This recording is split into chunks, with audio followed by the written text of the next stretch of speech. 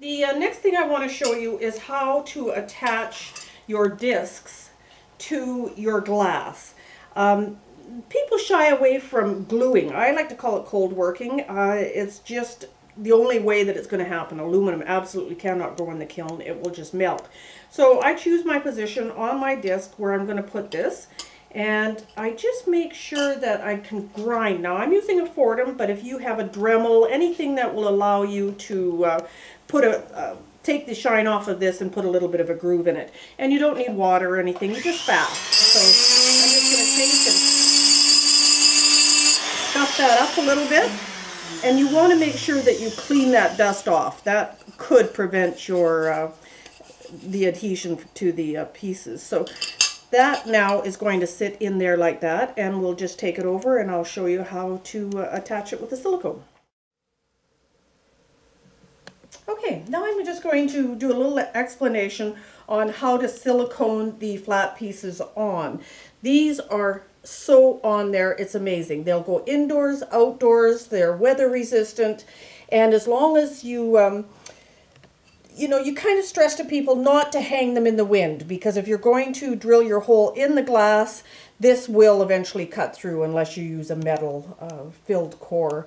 But the fishing line is great, just use something heavy. And the little fairy, she's so beautiful. This is our large fairy, and this is the flamingo garden stake, and these guys will be out at Christmas time. Now I'm just going to show you, I've already ground my little bit of texture in there. This again is ground already, so it doesn't need to have anything else done unless, it's been sitting around for a long time. Do a little degreaser on the bottom of it. I always put my silicone on the piece. Oh, it's got a price tag on the piece that I'm going to glue on. And you can put quite a bit on a flat area like this. If you're going to do it on the claws, just put a little dab on either side.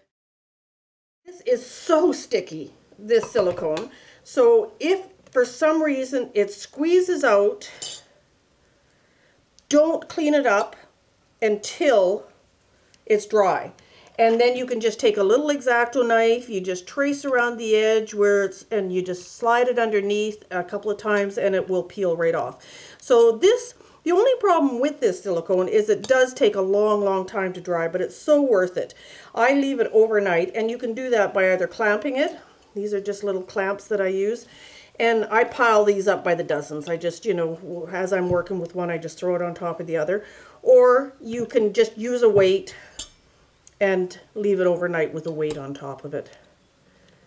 And that works really good. Now these ones that have the little feet on them, the little backs, I work over the edge of a table. So if I'm going to glue a piece on, I put it down, I put my glue on, and I set this over the edge of the table. So you're not struggling to try and hold it up if you don't have clamps. And that will just stay like that overnight, and then the next morning it's on there. Absolutely beautiful. So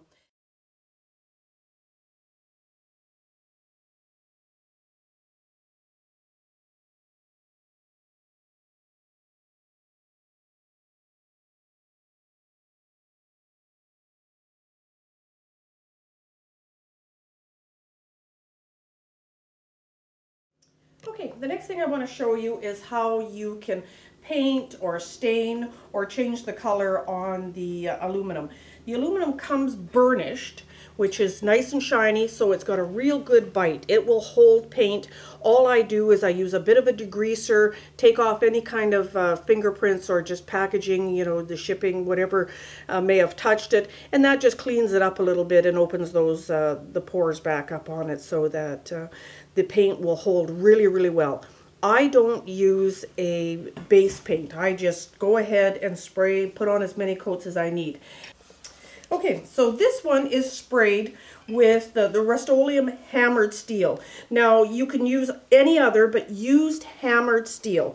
It gives it a bit of a texture, so if you have to respray to touch anything up, you're not working on a flat finish. And I usually put about 3 or 4 coats on, and it absolutely comes out beautiful. It's got a little bit of a texture and it looks like metal.